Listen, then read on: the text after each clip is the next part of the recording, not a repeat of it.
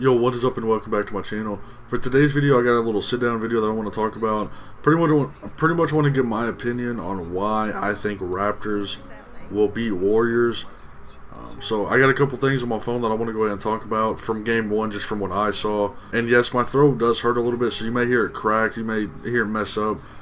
I'll probably end up trying to cut all that out, but it may be in here because I do want to talk for a second. But I don't plan on this being a super long video. But the first thing that I want to go ahead and jump into is Warriors, how small they started. And what I mean by that is that their tallest player on their court when they started game one was, it was Jordan Bell, I believe. They started him at center. He's 6'9", I believe. And I just don't think I don't think he can really compete with the Gasol or with the Ibaka. I just think that they're too big and they're too strong to be able to do anything. I truly think that they should have started Looney over Bell for sure. I believe he would have been able to do a whole lot more down low than what Bell did. Don't get me wrong, Bell's good and all. He's very athletic for being 6'9". He can move really well and he can jump pretty good. But I just don't think he was ready to play against Gasol or anybody. And another reason they're starting small is I just feel like the Raptors can just pound the ball down low and pretty much just be unstoppable. Kawhi can, he can back up. I think Iguodala was on him for most of the part. Iguodala, he's good, but he's getting pretty old. So I definitely believe Leonard can outplay Iguodala for sure, especially when he gets his back to the basket and he gets his shot going. Plus, he's very active on defense. So I believe Leonard could possibly, destroy Warriors himself if he wanted to. But with Warriors starting so small, it hurts them a lot because Raptors honestly could just pound the ball down low all game long and pretty much just dominate that way. Okay, so the second thing I wanted to go ahead and talk about was Warriors' transition defense. In game one, it was awful. In game one, their defense was awful, period. But I'll get to that a little later on in the video. I just want to talk about the transition game right now.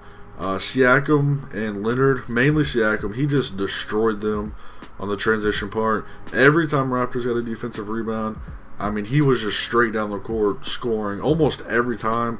There was a few times where it got picked off or where it got stopped, but 85-90% of the time, Siakam just dominated that way. He got a ton of his points from doing that. He played very well, but I don't see Siakam playing like that all the time. But I think Leonard had an okay game. I mean, he scored like 20, 21 points. Lowry, he had a game. He had a decent game. I don't think he did too much scoring, but he did move the ball around pretty good. But the thing about Siakam, I don't see him doing that all the time unless they continue doing this transition stuff. The transition offense was great for Raptors. It was perfect in my opinion. Warriors just did not have an answer for it. But I definitely see Warriors coming out trying to stop that or looking for it more in game two. So I definitely think that they're going to have to do something else in order to score. Siakam scored a lot, like I said, but he did find some of his own. He made some of his own buckets, but a lot of his was off transition points, which is not a bad thing. I mean, do what you got to do. The second thing I want to go ahead and talk about was Warriors post defense, and this kind of goes back to them just being too small. I mean, you pound the ball to Gasol. There was a few times where Curry was on him, and Raptors did a very good job of moving the ball around to get Gasol in a position to be able to score on Curry really easily. And again, when Curry is on him, obviously, I don't know who was playing next to him, if it was Draymond or Iguodala. Obviously, someone's going to want to come double team him. And if they come and double team him, then you're going to leave either a Danny Green or Kawhi wide open in the corner, and you're kind of screwed. Like, you got to be able to, help Curry, but you also got to watch your man as well, or have someone step over and help him. Warriors post defense definitely can improve if Cousins comes back. Like I said, he was on a minute restriction. Hopefully they give him some more minutes. Hopefully, he's working out right now. Hopefully he can get into decent shape to be able to come back and play at full potential. I don't really see him being at 100%, but I definitely hope he's up there because if not, Raptors' inside game will completely destroy Warriors. Again, this is all my opinion. If you have any opinions of your own, definitely let me know down in the comments. I will gladly read some of them. The next thing I definitely want to talk about was Raptors' tempo. At the start of the game, of game one, Raptors came out pretty much running and gunning. I mean, that's all they did. They started off a little slow. They were running and gunning, just shooting threes over and over again. And then they started pounding the ball inside. Then they started doing the transition scoring. And they were just running the whole entire time up and down the court. You know, they didn't really run too many plays. They kind of just did their own thing. And it worked for them. They led pretty much the whole game. 4 or 5 points here and there. They went up 7-8. I think the most they went up was 12 or 13. They ended up winning by 9. It was a very good game for Raptors. Like I said, they're definitely going to come out like they did in Game 2 like this. But I believe Warriors are going to have a game plan to stop them. But Warriors are going to need a lot, in my opinion, to be able to stop them.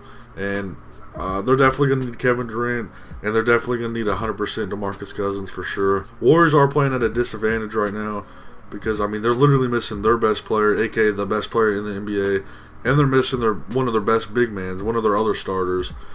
So I definitely think if they come back, I think Warriors will be able to beat the Raptors that way. But if they don't, it's looking towards Raptors in all my honest opinion. They already did say that Durant may not return for game 3 or 4.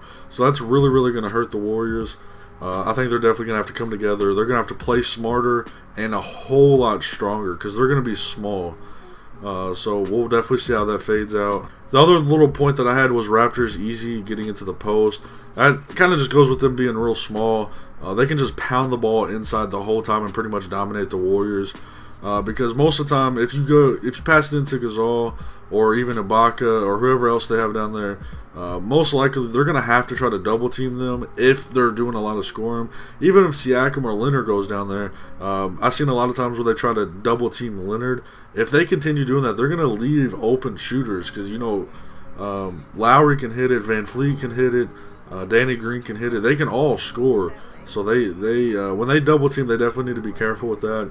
But I think Raptors just dominate them on the inside, and I think they just played way too fast-paced for them, and Warriors just couldn't keep up in Game 1. That is my opinion. Definitely can't wait to see Game 2. Let me know what you guys think about it. Let me know what you think about my opinion. And give me yours down low. Who do you think's going to win this series? Definitely let me know. But again, thank you guys so much for watching. Hopefully you guys did enjoy. If you did, please like, comment, and subscribe. Make sure you click on the little bell so you know when I post. And again, thank you guys so much for watching. I will see you in the next one. Peace.